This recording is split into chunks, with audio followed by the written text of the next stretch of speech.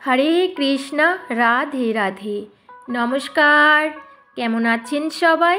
শান্তির পরিবার নতুন একটি ব্লগে আপনাদের সবাইকে অনেক স্বাগত। যে যেখান থেকে আমার এই ব্লগটি দেখছেন তাদের সবাইকে অনেক অনেক ভালোবাসা। এভাবেই আমার পাশে থাকবেন। মেয়েকে স্কুল পাঠিয়ে আবার চিন্তা শুরু হয়ে যায় আগামীকাল মেয়েকে টিফিনে কি বানিয়ে দেব। এই চিন্তাটা একটা ভীষণ বড় চিন্তা আমার বলতে পারেন। আর রাত্রেই না এই সবজিটা আমি কেটে রেখেছিলাম, একটু ভেজিটেবল সব রকম মিশিয়ে। এতে গাজর আছে, আলু, শিম, তারপরে কুঁদরি আছে, পটল আছে, সব কিছু আর কি, যা যা আমি ও খাই বা আমি ওকে দিই সব কিছু একটু নুন দিয়ে ভেজে নিয়েছি। আর একটু বাটার দিয়ে আমি সয়াবিনগুলোও ভেজে নিয়েছি। আর ওই যে ভেজিটেবল যা ছিল সেগুলোও না আমি বাটার দিয়েই ভেজেছি। আর অন্যদিকে ভাত একটু করে নিয়েছিলাম ওর জন্য, তো সেই সব কিছু একসাথে দিয়ে একটু বাটার দিয়ে একটু মশলা দিয়ে একটু ভাত ভাজার মতো করে দিয়েছি। আসলে ও না দুপুরবেলা যখন বাড়ি ফেরে তখন 3:15-20 হয়ে যাচ্ছে, তো তখন এসে না ও আর ভাতটা খেতে চাইছে না। তো সেই জন্য আমি ভাবলাম যে 1-2 দিন আমি এরকমভাবে ওকে দিয়ে দেব। আর এদিকে একটু এটা বেশি হয়েছিল ভাতটা, তো সেটাই আমি সরিয়ে রাখলাম, দুপুরবেলা আমরা যে হোক খেয়ে নেব। শরীরের ব্যাপারে কিন্তু আমি ভীষণ ভাবি কোন জিনিসটা খেলে ভালো থাকবে, কোন জিনিসটা খেলে অসুবিধে হবে। আসলে এখন যা রোগ জ্বালা বেরিয়েছে, আর এখন ছোট বাচ্চাদের থেকে বড়দের প্রত্যেকটা মানুষই কিন্তু গ্যাসের রোগে ভীষণ পরিমাণে ভুগছে। আর সাথে আমি ওকে একটা আপেল দিয়েছিলাম আর কিছু খেজুর দিয়ে দিয়েছিলাম। সব কিছু ঝাড়াঝাড়ি করব, তো তার আগে আমি ভাবলাম ড্রেসিং টেবিলটাও আমার মেয়ে একদম আগোছালো করে রেখেছে, তো প্রথমে আমি এটাকে একটুখানি পরিষ্কার করে নিই। আপনারা তো জানেন যে আমি সকালবেলা যখন ঝাড়ু দিই তখনই ডাস্টিংটা করে নিই, কিন্তু কিছুদিন হলো আমি ডাস্টিং করার সময়টা না একটু চেঞ্জ করেছি। আসলে সকালবেলাটা খুব তাড়াহুড়ো থাকছে, তো সেই জন্য আর করছি না। আমি ওই ডাস্টিংটাই করি, ওটা হয়তো 12:30, 12টা কিংবা 1টা, মানে কোনো ঠিক নেই, ঠিক এই সময়টাই আমি করে নিই। তাহলে কি হয়, রান্নাবান্নাও কমপ্লিট হয়ে গেল, তারপরে সে কিছুটা ডাস্টিং হলো, তারপরে আবার আমি স্নান করে গপুকে সেবাটা দিয়ে দিতে পারি। আর আমি এসব করছি দেখে মাও লেগে পড়েছে কাজে।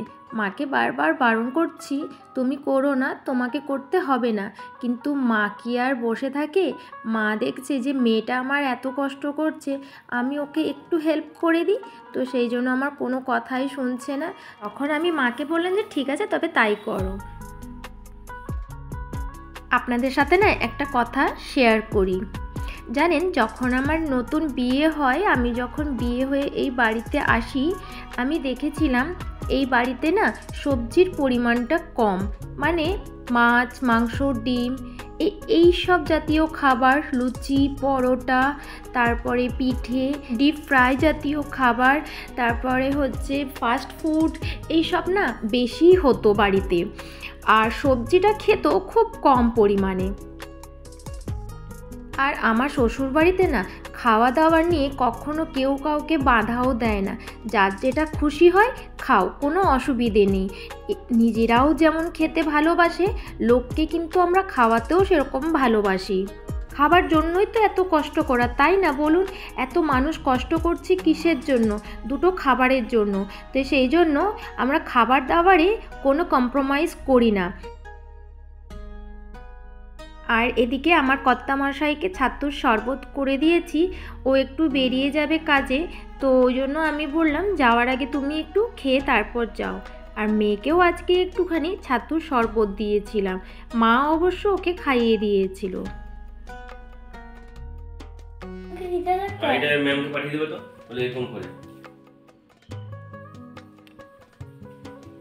ব্যাগ নাও, ব্যাগ নাও, চলো চলো চলো চলো।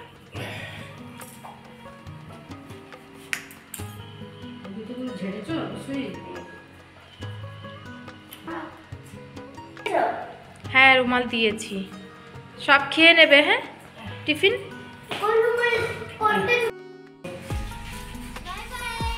Bye bye, Radhe Radhe. তবে এখন না আমি এই রিচ খাবারের পরিমাণটা অনেকটা কমিয়ে দিয়েছি।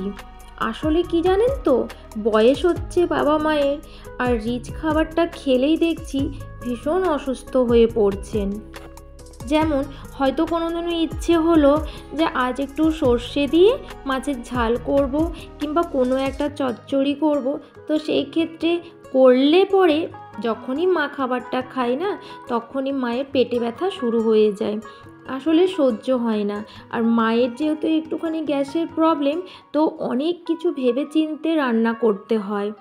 যেমন কোনো খাবারে আমচুর দিলে মা সেই খাবারটা খাবে না, বা একটু টক জাতীয় হলে খাবে না। হ্যাঁ, টমেটোটা দিলে খাবারটা খায়। আর সেই পেটে ব্যথাটা একদম টানা চলতে থাকবে 7 থেকে 10 দিন। তো আমার খুব অসুবিধে হয় ওই সময়। এদিকে বাচ্চা, এইদিকে ঘরের কাজ, এদিকে মাও অসুস্থ হয়ে থাকলে তখন মাকে দেখা, আর বাবারও সেম। একটু খাবারের 19-20 হয়ে গেলেই বাবারও খুব শরীর অসুস্থ হয়ে যায়। সেই জন্য না আমি এখন খাবার দাবার খুব লিমিটে করি, বিশেষ করে তেল মশলা আর রিচ খাবারটা। আবার এটাও না যে আমরা না খেয়ে থাকি। আমার শাশুড়ি মা, আমার মেয়ে, এমনকি আমার হাজব্যান্ড, এদের না মাছ মাংস ডিম ছাড়া চলেই না। নিরামিষ রান্নাবান্না যেদিন হয় সেদিন আমার মেয়ে তো কান্না শুরু করে দেয় যে আমাকে মাছ হলেও ভেজে দাও। চেষ্টা করি যে সবাই যাতে সুস্থ থাকে, ভালো থাকে, তার জন্য খাবারটা ঠিক আছে, কিন্তু সেটাকেই একটুখানি কম তেল মশলা বা রিচটা একটু কম করে তারপর না হয় খাওয়া যাবে। আসলে বাবা মায়ের বয়স হচ্ছে, আর আমি তো তাদেরকে এমন খাবার দিতে পারি না যেটা খেলে তারা অসুস্থ হয়ে পড়বে। হয়তো তারা কিছু বলবে না, কিন্তু তাদের শরীর খারাপ হবে, সেটা কি আমার ভালো লাগবে? বাড়িতে অসুস্থ থাকলে মানুষজন সেটা মোটেও দেখতে ভালো লাগে না। কষ্ট তো আমাদেরও হবে, তাই না? আর বাবা মা অসুস্থ থাকলে তখন কি আমাদেরও ভালো লাগবে? তো সবাই যাতে সুস্থ থাকে তেমনভাবেই না হয় খাবো। আর আমার মনে হয় যে বাবা মাকে যেহেতু বয়স হয়েছে, ওনাদেরকে সেদ্ধ খাবার দেব, আর আমরা নিজেরা ভালো মন্দ খাবো, সেই রকম মন মানসিকতা আমার অবশ্য নেই। আমার মনে হয় যা খাবো, যেটা খাবো, যতটুকুই খাবো, সবাই মিলেমিশেই খাবো, তাতে কোনো অসুবিধে নেই, সেটা বেশিই ভালো। আগে ব্রেকফাস্টে না আমাদের বাড়িতে ফাস্ট ফুড জাতীয় খাবারটাই বেশি হতো। যেমন চাউমিন, ম্যাগি, পকোড়া, কিংবা ধরুন পরোটা, লুচি, মানে এই টাইপের আর কি খাবারগুলো বেশি হতো। তখন কোনো অসুবিধে হতো না, বাবা মা খেত, বয়সটাও আসলে একটু কম ছিল। এখন না বয়সটা একটু হওয়ার সাথে সাথে বাবা মায়ের আর ওগুলো না খুব একটা সহ্য হয় না। এখন না অনেকটা চেঞ্জ করে দিয়েছি, কারণ এখন ম্যাগি খেলেই বা বেশি পকোড়া জাতীয় খাবারটা আবার বাবা মাকে দিলেই পেটে প্রবলেম শুরু হয়ে যায়। বাবার আবার সুগার আছে, হাই প্রেশার আছে, তো সেই জন্য আরোই ভাবনা চিন্তা। এই যে ডালগুলো নিয়ে এসেছি, সয়াবিন নিয়ে এসেছি, এগুলো একটু রোদে দেব। যা রান্না করতে করতে ঠান্ডা লাগছিল, রোদটা বেশ ভালো লাগছে, একটু রোদে দিয়ে দিই। রান্না বান্না কমপ্লিট, এখন একটু ছাদে এসেছি, একটু রোদটার কাছে বসবো। আর এই যে এগুলো সব রোদে দিয়েছি, একটুখানি জামা কাপড় কতগুলো আছে সেগুলো একটু তুলে নিয়ে যাব। আর আজকে লাঞ্চে করেছিলাম মাছের একটু তেল ঝাল, আর করেছিলাম পুঁই শাক দিয়ে সমস্ত রকম সবজি দিয়ে একটা চচ্চড়ি, আর করেছিলাম আলু, ঝিঙে, পটল সব কিছু মিশিয়ে একটা ঘন্ট। আর এদিকে আমার মেয়েকে টিউশন পাঠাবো, সেই জন্য ওকে রেডি করে দিয়েছি।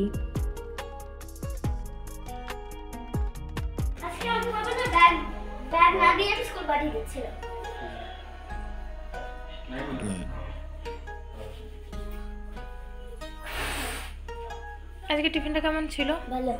সব খেয়েছিলে? না না, একটু সেজেছো? আচ্ছা, এরকম সেজেছো? আর সোয়েটার পরো, সোয়েটার পরো, সোয়েটার পরো, সোয়েটার পরো, সোয়েটার পরো। গরম লাগবে না, সোয়েটার পরো। এখন চালের রুটি করব। এই যে বাবা না চালের রুটিটাকে বেশ সুন্দর করে খলটা ঘেঁটে দিয়েছে, এরপর আমরা ওটা থাসবো আর মা বেলবে, আমি সেঁকে নেব।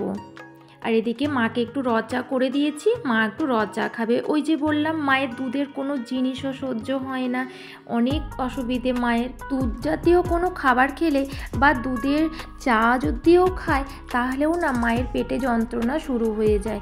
সেই জন্য মা র চা খায় আর আমরা সবাই দুধ চা খাই। সেই জন্য না ইচ্ছে হলেও খুব কম আমি পায়েস, সিমাই বা অন্য কিছু জাতীয় খাবার খুব কম করি, কারণ আমরা সবাই খাবো আর মা খাবে না, সেটা দেখতেও একটা কেমন লাগে বলুন। তবে যখন আমি পায়েস, সিমাই এইসব জাতীয় খাবার করি তখন মায়ের জন্য অন্য কিছু করে দিই।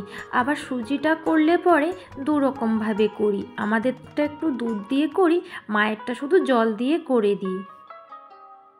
আর এদিকে মা রুটিগুলো বেলে দিল আর আমি একটা একটা করে সেঁকে নিয়েছিলাম। আটার রুটি না একসাথে দুটো তিনটে করেও সেঁকে দেওয়া যায় আর তাড়াতাড়িও হয়ে যায়, কিন্তু চালের রুটি একটা একটা করে করতে হবে, অনেকটা টাইম লেগে যায়। আর যখন এক পরিবারে একসাথে সবাই মিলে থাকি তখন তো সবার ভালো মন্দটা দেখেই আমাকে চলতে হবে। আমরা সবাই না চালের রুটিটা খেতে ভীষণ পছন্দ করি। আর এখানে মেয়েকে একটু দুধ খাইয়ে দিচ্ছি। ওকে যদি আমি নিজের হাতে দুধটা খেতে দিই, ও নিখাত দুধটা অর্ধেকটা খাবে আর অর্ধেকটা রেখে দেবে। তবে মাঝে মাঝে ওর আবার মুড হলে দেখি নিজেই সবটা শেষ করে দেয়।